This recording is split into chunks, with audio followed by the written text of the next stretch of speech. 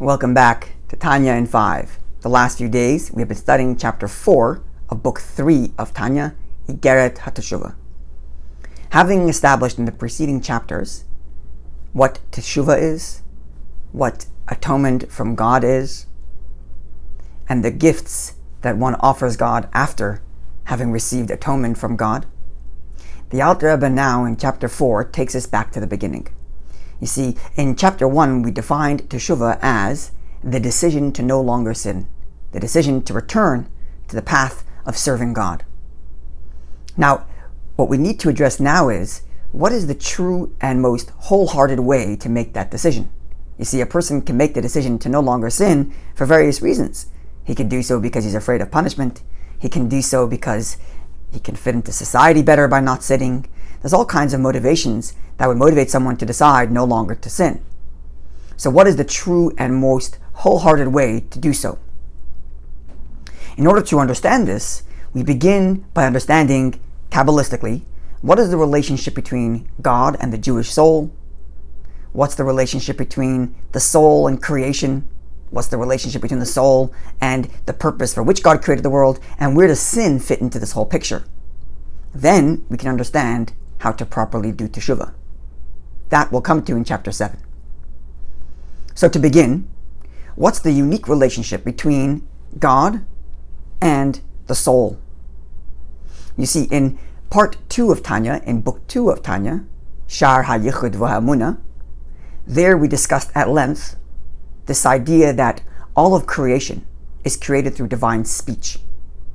In speech, there is breath, and the breath is invested in certain particular words that formulate the sound that the breath is producing.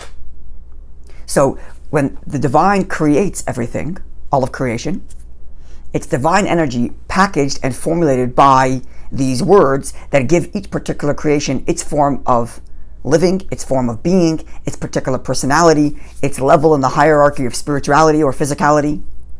And therefore the relationship between creation, all of creation, including angels, and God is a sense of otherness, to whom God speaks the words of his energy into their existence, into their creation. So there's a certain distance between God and creation, in that the relationship is through the barrier of divine speech, which is very external. It's divine energy as it's packaged through words and containers that deliver the message of divine energy. Metaphorically speaking, of course. The soul, however, his relationship with God is the divine breath itself, not packaged in words, but the divine breath itself. That is to say, the energy that's behind the words, the energy that's behind the vessels. And therefore, the relationship between the soul and God is not such that God creates an otherness, but rather it's the divine energy itself that is invested and morphs into the soul. Now it's true, in order for the soul to go into a body, it must also go into, be packaged by words, so that we can live as functioning human beings in this world, sharing a certain common nature with everything else in this world.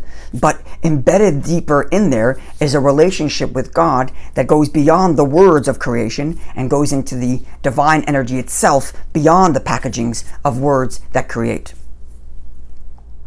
Now, because of this, the divine soul has the capacity to interact with God in a way that other creations cannot. And all the divine quote-unquote personality is invested in the soul, and the soul can relate to it.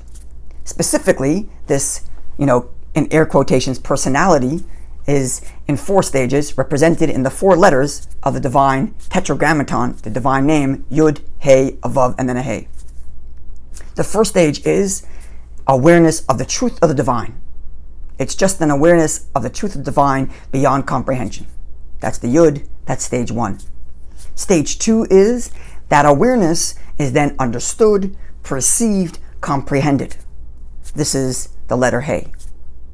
Then there is divine feeling, divine desire, divine kindness. And in the human experience, it's the love of God or the fear of God. And then finally, the last stage is the divine capacity to project, to create. And the parallel within the Jewish soul is our ability to project our feelings for God into the actions and words of Torah and mitzvahs. In the next chapter, we're going to discuss more the relationship between the divine soul and the divine itself and what sin does to that relationship. The takeaway from all of this is we have to know very clearly that it is true that we are human beings and we are a part of creation like every other part of creation. We have a certain sense of self-interest, and our interaction with God is at a distance in some ways because we're created beings like everything else. But at the same time, we must remember that deep within us, there is this connection to God and capacity that goes beyond the letters of existence. It goes beyond the limitations of creation. It goes beyond the definitions of nature. And through the study of Chassidus, we can take that deep connection we have and truly start to understand it, develop it in our minds, feel for it, and then act with all of that feeling. Looking forward to seeing you when we conclude Chapter 5.